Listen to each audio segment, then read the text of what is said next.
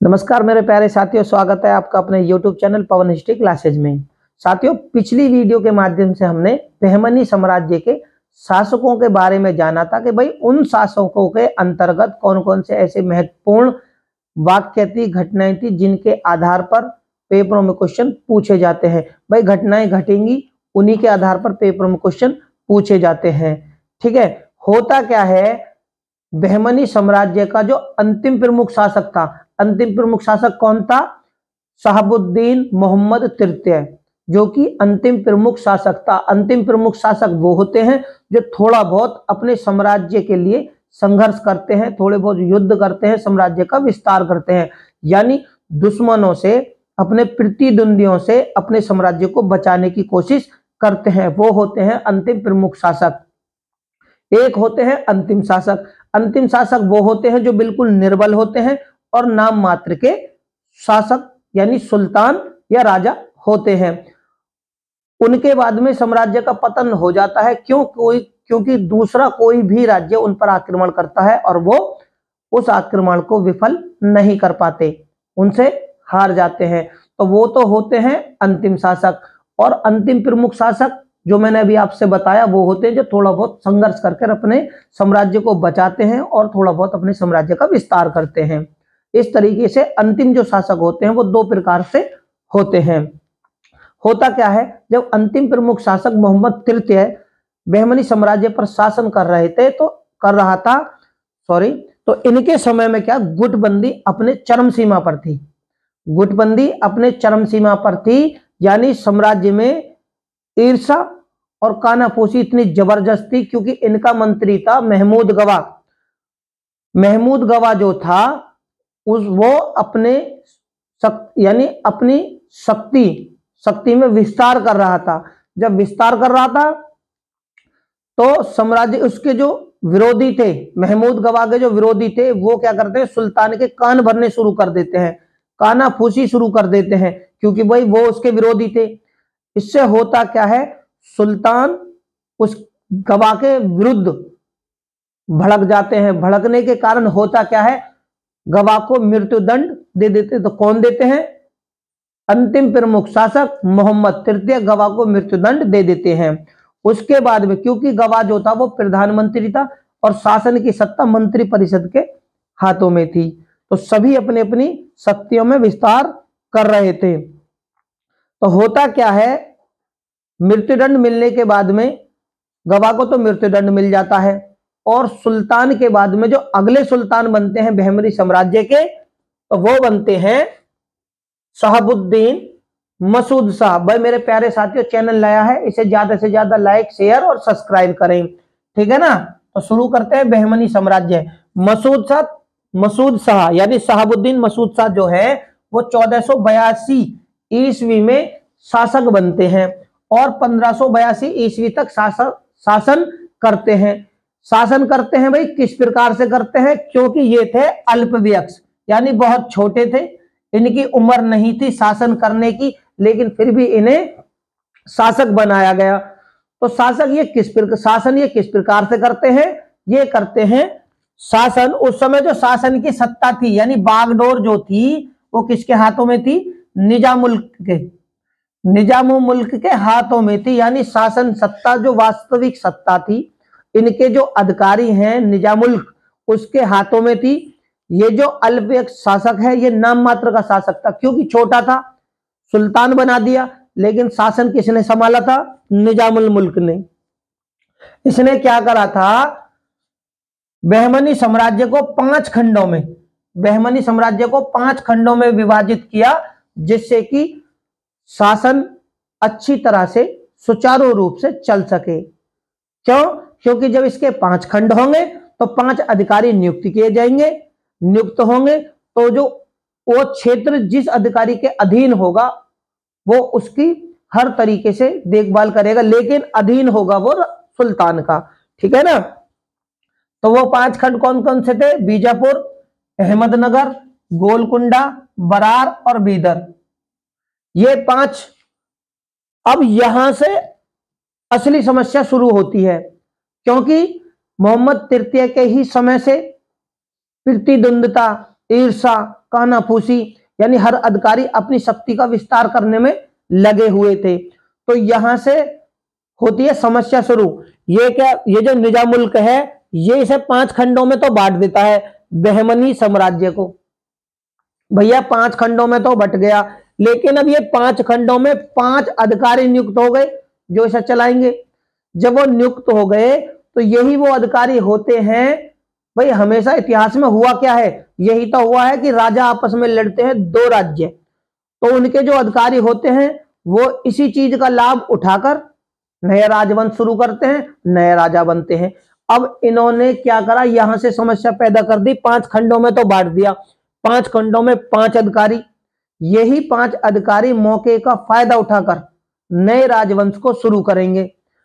अब ये सबसे पहले होता क्या, देखो यही, क्योंकि ये था अल्पवयस्क, सत्ता किसके हाथों में थी, निजाम मुल्क के में, लेकिन अब सबसे योग्य अधिकारी ही तो इस पर नियुक्त किए जाएंगे, जो ताकतवर होंगे वही नियुक्त किए जाएंगे। जब नियुक्त किए जाएंगे तो इसी चीज का लाभ उठाकर सबसे पहले बरार, कौन, याद रखना बरार, यहां से पेपर में क्वेश्चन पूछा गया है 1484 ईस्वी में, 1484 ईस्वी में, ठीक है ना।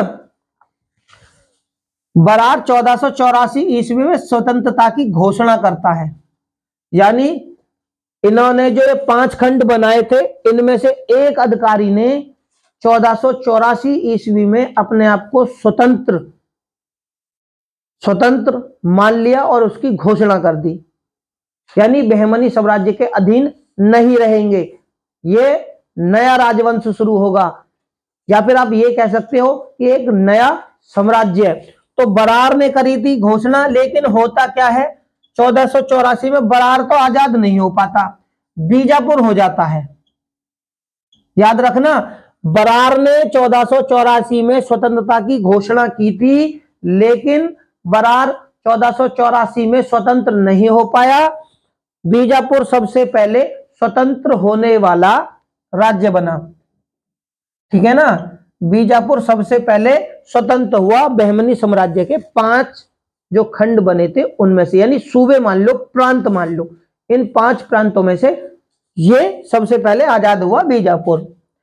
इसके बाद में क्योंकि शासन सत्ता निजाम मुल्क, वो भी अधिकारी थे, ये भी अधिकारी थे, ठीक है ना। राजा अल्पवयस्क था, पिछले राजा मंत्रिपरिषद की सहायता से करते थे, तो मंत्रिपरिषद में भी जो अधिकारी वो भी अपने आप की शक्ति बढ़ा रहे थे, तो वही समस्या यहां से पैदा होती है। तो अब देखो जो प्रधानमंत्री थे, ये बहमनी साम्राज्य का प्रधानमंत्री था महमूद गवा, और महमूद तृतीय जो था वो इन्हें मृत्यु दंड दे देता था, ठीक है ना।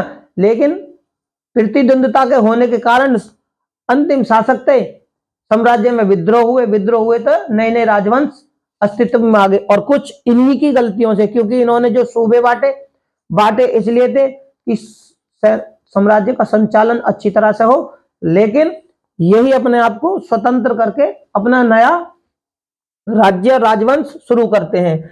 इसी का लाभ उठाकर महमूद गवा कौन था भैया, महमूद गवा जन्म से था ईरानी, और ईरानी था, ईरान से ये आया था बिदर। यहां पर आकर इसने क्या करा था, व्यापार के लिए आया था, लेकिन कुशल प्रशासक होने के कारण, अच्छा राजनीतिज्ञ होने के कारण इसे क्या करा, प्रधानमंत्री बना लिया। तो अब महमूद गवा शासन करते हैं बहमनी साम्राज्य पर, जो कि एक ईरानी व्यापारी था। इसने क्या करा भाई, निजाम मुल्क ने तो 5 खंडों में बांट दिया सूबों को, यानी बहमनी साम्राज्य को। इसने क्या करा, महमूद गवा ने 4 प्रांतों को, यानी 4 प्रांतों को 8 भागों में बांट दिया। जब ये सुल्तान बना तो महमूद गवा ने इन 4 प्रांतों को, क्यों, क्योंकि बीजापुर अपने आप में अलग हो चुका था उस समय। अब सुल्तान बदल गया, तो जब ये महमूद गवा सुल्तान बना तो इसने 4 प्रांतों को बांटा, 4 प्रांतों को भी 8 भागों में बांट दिया। अब ये वो 4 प्रांत कौन कौन से थे, तो 4 प्रांत थे बरार, गुलबर्गा, ठीक है ना, दौलताबाद और तेलंगाना। भाई देखो उस समय कौन कौन से हो गए, निजामुल्क में जब शासन सत्ता थी तो उसने बीजा, अहमदनगर, गोलकुंडा, बरार और बीदर इनों में बांटा बहमनी साम्राज्य को। लेकिन जब गवा सुल्तान बना तो उस समय 4 प्रांत थे और 8 भाग, यानी वो प्रांत अपने आप में अलग हो चुके थे। उनके बारे में भी हम जानेंगे अगली वीडियो में। इसने बरार को, गवा ने बरार को किसमें, गाविल और माहुर, गाविल और माहुर में बांटा, यानी 8 भाग जो हुए थे। तो बरार को गाविल माहुर में, गुलबर्गा को बीजापुर और गुलबर्गा में, दौलताबाद को दौलताबाद और जुन्नार में, और तेलंगाना को राजमुंदरी और वारंगल में। ये 8 भाग महमूद गवा के द्वारा बनाए गए थे ताकि छोटे भाग हो जाएं, अधिकारी नियुक्त होंगे, ये राजा की सहायता भी करेंगे, सैनिक भी रखेंगे और कर वसूल भी करेंगे, राजस्व इकट्ठा करके बहमनी राजकोष में जमा करेंगे। इस मकसद से ये कार्य किए गए थे। लेकिन होता सब जगह उल्टा ही है। इसने क्या करा, गवा ने सैनिकों और प्रांतपतियों के, ठीक है, सैनिकों और प्रांतपतियों के अधिकारों में कटौती की। याद रखना, गवा ने करी थी सैनिक व प्रांतपतियों के अधिकार कटौती। क्यों, समस्या वहीं से हो जाएगी। अगर यही जैसे पिछले सत्ता में हुआ था कि जब राज्य बटे तो नए अधिकारी बनाए तो उन्हें अधिकार दे दिए तो उन्होंने अपनी शक्ति का विस्तार कर दिया। लेकिन गवा ने यही चीजें देखते हुए कि मैं भी 8 भागों में बांट रहा हूं, अगर सारी सत्ता की शक्ति अगर इन्हें सौंप दी तो कहीं ये भी ऐसे ही विद्रोह करके नया राजवंश ना बनाए। तो इसने क्या कर दिया, जो ये प्रांत बनाए इनके प्रांतपतियों के और जो सैनिक थे, जो सैनिक अधिकारी थे, उनके अधिकारों में कटौती कर दी, इसी को मद्देनजर रखते हुए। ठीक है, इसके बाद में गवा ने क्या करा, भूमि नाप कर, भैया अब जब ये सुल्तान था तो इसने राजस्व भरने के लिए कोशिश करनी शुरू करी। तो राजस्व ये किस प्रकार से लेता था सुल्तान बनने के बाद में, तो भूमि को नाप कर ये उस पर कर निश्चित करके लगान वसूलता था। क्योंकि अब भैया सुल्तान हो गए, सूबे बट गए, प्रांतपति भी हो गए, ठीक है ना। प्रांतपति एक तरह से उस समय गवर्नर था, ठीक है, जो शासन संभालते थे। अब नंबर आता है कि जब हर चीज का बंटवारा हो गया, शासन व्यवस्था अच्छी हो गई, दुरुस्त हो गई, तो अब जो है इनकम किस प्रकार से हो, राजस्व किस प्रकार से हो, तो इसने भूमि की नपाई करवा दी। नपाई करवाकर एक निश्चित कर लगा दिया कि भाई इतनी जमीन और इससे इतना हम कर लेंगे। तो लगान किस प्रकार से लेते थे उस समय, लगान लेते थे नगद और गल्ला बख्शी। नगद और गल्ला बख्शी, इन किसानों को छूट दे दी कि आप चाहे तो नगद दें या गल्ले के मुताबिक आप लगान दें। गवा ने अपनी राजधानी कौन सी बनाई, बीदर। तो इसने बीदर में क्या बनाया भाई, जनता के हित के लिए इसने महाविद्यालय की स्थापना करी थी। क्यों करी थी, क्योंकि ये खुद विद्वान था, विद्वानों का संरक्षण भी करता था, आदर भी करता था। जब इसने महाविद्यालय बनाया, क्योंकि कहां का था भैया, ये ईरान का, तो ईरान के जो उस समय बहुत बड़े बड़े विद्वान थे, इनका उनसे घनिष्ठ संबंध था।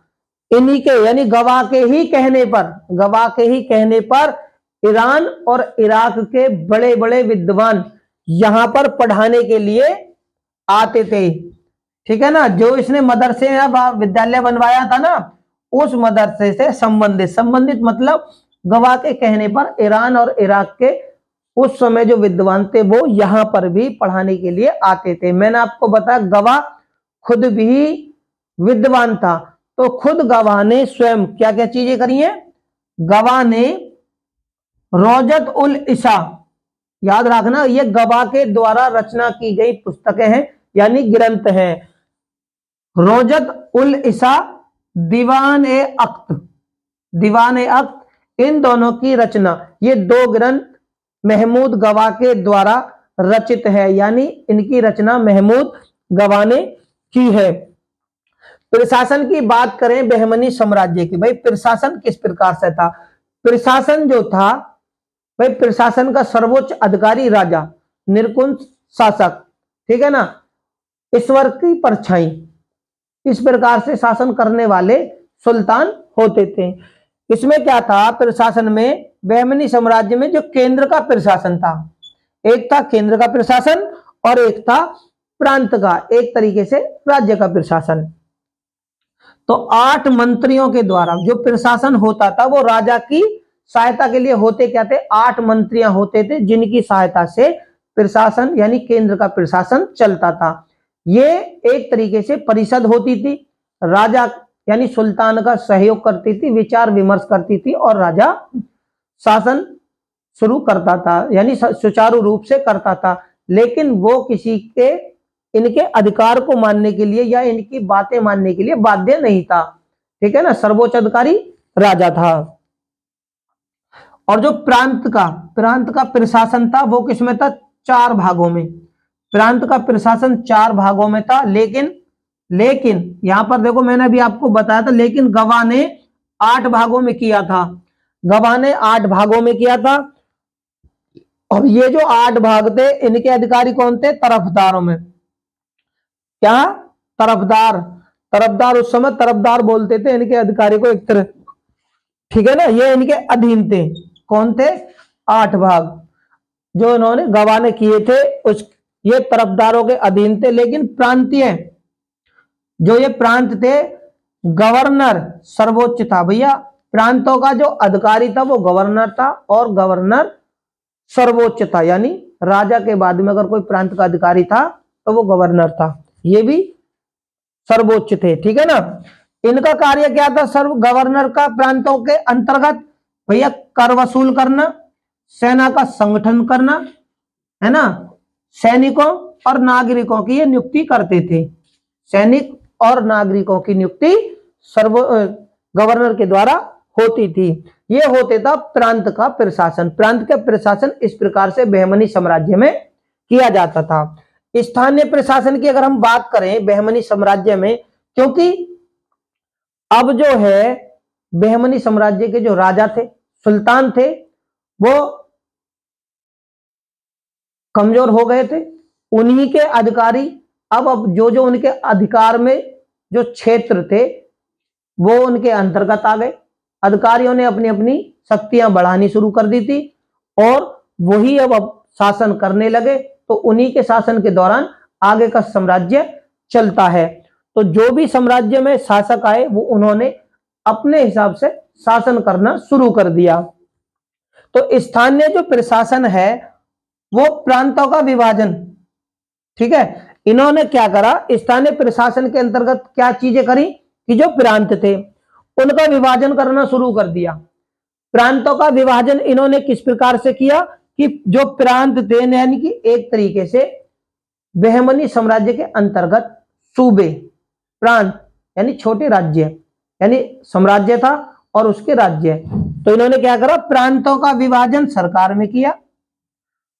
और सरकार का जो विभाजन है, सरकार का विभाजन परगने में, और परगनों का विभाजन किसमें, परगनों को भी गांव में बांट दिया। परगने के अंतर्गत बहुत सारे गांव आते थे, ठीक है ना। और प्रशासन की सबसे छोटी इकाई गांव थी। अब क्या है, आधुनिक समय की तरह जैसे देश, राज्य के बाद में जिले के बाद में तहसीलों के बाद में गांव, उसी प्रकार से इन्होंने भी अपने साम्राज्य को क्रमवाइज इन्हीं आधार पे बांट दिया, ठीक है। ये हो गई स्थानीय प्रशासन की बातें कि भाई प्रांत थे गवा के समय में, सरकारों को परगनों को गांव में, इस प्रकार से स्थानीय प्रशासन होते थे। सैन्य व्यवस्था, बहमनी साम्राज्य की सैन्य व्यवस्था के जो प्रमुख अंग थे, एक तो पैदल और घुड़सवार, ये दो थे, एक पैदल थे और एक घुड़सवार थे। लेकिन लेकिन लेकिन लेकिन हाथियों का भी प्रयोग किया जाता था, ठीक है ना। लेकिन वो प्रमुख अंग नहीं थे, प्रमुख अंग ये दो ही थे। तो ये सैन्य व्यवस्था के अंतर्गत बातें हैं। तो बहमनी साम्राज्य में सबसे पहले क्या था, तोपों का निर्माण का कारखाना भी था, यानी तोपों का निर्माण होता था, ठीक है ना। तोपों का निर्माण और कारखाना दोनों बहमनी साम्राज्य का था। बहमनी और विजयनगर साम्राज्य में भी अदौनी की लड़ाई में 1367 ईस्वी में सर्वप्रथम बारूद और तोपों का इस्तेमाल किया गया था, और वो क्वेश्चन पेपरों में पूछा गया है। तो कारखाने थे, सेनापति, भैया सेना का अधिकारी कौन था, सेना का अधिकारी सेनापति। सेनापति को बहमनी साम्राज्य में किस नाम से जाना गया, अमीर उल उमरा। तो सेनापति को क्या कहते थे बहमनी साम्राज्य में। अगर हम सैन्य व्यवस्था के अंतर्गत बात करें तो सैनिकों के ऊपर कौन था, सेनापति। सेनापति को क्या कहा जाता था, अमीर उल उमरा, ठीक है। ये यहां से भी क्वेश्चन पेपरों में पूछा गया है। सुल्तान के अंगरक्षकों को, भैया सैन्य व्यवस्था से ही हम जानकारी ले रहे हैं, क्योंकि सैन्य व्यवस्था के अंतर्गत हम ये जानेंगे कि भाई आखिरकार सैन्य व्यवस्था किस प्रकार से थी, ठीक है ना। तो क्या क्या थी सैन्य व्यवस्था के अंतर्गत, सबसे पहले अगर हम सैनिकों की बात करें तो सैनिकों में कौन कौन से प्रमुख थे, पैदल और घुड़सवार सेना में थे। इनका अधिकारी कौन था, सेनापति। सेनापति को किस नाम से जाना जाता था, अमीर उल उमरा के नाम से। इसके बाद में हम बातें करते हैं तो सुल्तान के अंगरक्षक थे। उसके बाद सुल्तान के अंगरक्षकों को क्या कहते थे, खास खेल। सुल्तान के अंगरक्षकों को क्या कहते थे, खास खेल। और व्यक्तिगत शस्त्रागार, यानी जो हथियार थे, व्यक्तिगत शस्त्रागार की देखरेख करने वाले को क्या कहा जाता था, जो इन हथियारों के गोदामों की या जिन व्यक्तियों को ये शस्त्र दिए जाते थे कि भाई कौन सा व्यक्ति किन किन शस्त्रों का इस्तेमाल करता है, कहां रखता है, इनकी देखभाल करने के लिए कौन था, इनकी देखरेख करने के लिए था सिप्पे सलाहदार। कौन, सॉरी सिप्पे कह गया, सिलहादार। कौन था, इन व्यक्तिगत शस्त्रागार, यहां रखना, व्यक्तिगत शस्त्रागारों की देखरेख करने वाले को सिलहादार कहा जाता था बहमनी साम्राज्य में। सैनिकों के वर्ग की, क्योंकि हम सैन्य व्यवस्था से ही संबंधित जानकारियां ले रहे हैं, तो सैनिकों का जो वर्ग था, यानी जो योद्धा थे, सैनिक थे, उनके वर्ग को उस समय क्या कहा जाता था, बर्बरदान। बर्बरदान कहा जाता था सैनिकों का वर्ग। ये समझ लेना, क्वेश्चन पेपरों में यहां से भी पूछा जाता है कि सैनिकों को वर्ग को क्या कहा जाता था, कौन कौन से साम्राज्यों में। हो सकता है इस तरीके से क्वेश्चन आ जाए और राज्य दे दिए जाए, ठीक है ना, और ऑप्शन में रख दिया जाए कि भैया सैनिकों के वर्ग को क्या कहा जाता था, बर्बरदान, सिप्पे सलार या अमीर उमरा, इस तरीके से। तो आपने क्या है, सैनिकों के वर्ग को बर्बरदान कहा जाता था। जो बहमनी साम्राज्य में शहाबुद्दीन अहमद प्रथम था, बहमनी साम्राज्य में शहाबुद्दीन अहमद जो प्रथम था, सैन्य व्यवस्था के अंतर्गत इसने क्या करा था, इसने मनसबदारी प्रथा शुरू की थी। सबसे पहले सैनिकों को देने के लिए मनसबदारी प्रथा, ठीक है ना, सैनिकों को मनसबदारी प्रथा देने वाला जो था बहमनी साम्राज्य में, शहाबुद्दीन अहमद प्रथम था, ठीक है ना। और जागीरदारों को, जागीरदार जो थे उस समय बहमनी साम्राज्य के जागीरदार जो थे, जो इनकी आय व्यय का ब्यौरा होता था, यानी कि जो भी जागीरें होती थी उस पर जो भी फसलें पैदा होती थी, उनसे जो इनकम होती थी, जो या किसान जो यानी जागीरदार जो थे, जो आय व्यय करते थे, ठीक है ना, या फिर निर्यात और आयात करते थे, उस सब चीजों का ब्यौरा जो देते थे वो किसको देते थे, जागीरदार। जागीरदार जो ब्यौरा देते थे वो केंद्र को, किसको, केंद्र को देना पड़ता था, यानी कि साम्राज्य में ही केंद्र को, सुल्तान के अधीन ही। इनमें क्या था, किले थे। सैन्य व्यवस्था में किले बहुत महत्वपूर्ण होते हैं किसी भी राज्य को बचाने के लिए। हर सीमा पर, हर क्षेत्र पर एक तो राजा के रहने के लिए राजमहल और किले। किले क्या होते थे, सैनिकों को, टुकड़ियों को रखने के लिए, खाद रसद उसमें रखने के लिए, हथियार रखने के लिए, ताकि ये हमेशा बॉर्डर पर ज्यादा बनाए जाते थे कि अगर कोई दूसरा राज्य हम पर आक्रमण करता है तो हम यहां से उन्हें रोकेंगे। तो इसलिए हर राज्य में किलों का बहुत ही बड़ा महत्वपूर्ण होता है। तो बहमनी साम्राज्य में किले के, एक तो किले, और किले के अधिकारी को क्या कहते थे? किलेदार। तो ये कुछ इनकी सैन्य व्यवस्था थी जिनके आधार पर पेपर में क्वेश्चन पूछे जाते हैं। तो मेरे प्यारे साथियों, उम्मीद करता हूं आपको बहमनी साम्राज्य के शासक और उनके प्रशासन, सैन्य व्यवस्था, स्थानीय प्रशासन से संबंधित महत्वपूर्ण जानकारियां मिली होंगी। इन्हीं के आधार पर पेपरों में क्वेश्चन पूछा जाता है, इनसे बाहर कुछ नहीं पूछा जाता, क्योंकि जो घटना इन्हीं के समय में घटती हैं, यानी सुल्तानों के समय में घटती हैं, उन्हीं के आधार पर पेपर में क्वेश्चन पूछे भी जाते हैं। मेरे प्यारे साथियों, चैनल नया है, इसे ज्यादा से ज्यादा लाइक करें, शेयर करें, सब्सक्राइब करें, बेल आइकन को दबाना बिल्कुल भी ना भूलें। डिस्क्रिप्शन बॉक्स में लिंक दिया हुआ है, वहां पर जाकर आप हमारी वीडियो को देख सकते हैं। इनसे संबंधित क्वेश्चन किस प्रकार से पूछे जाते हैं वो हम अपने आने वाली वीडियो के माध्यम से आप लोगों को कराएंगे। धन्यवाद।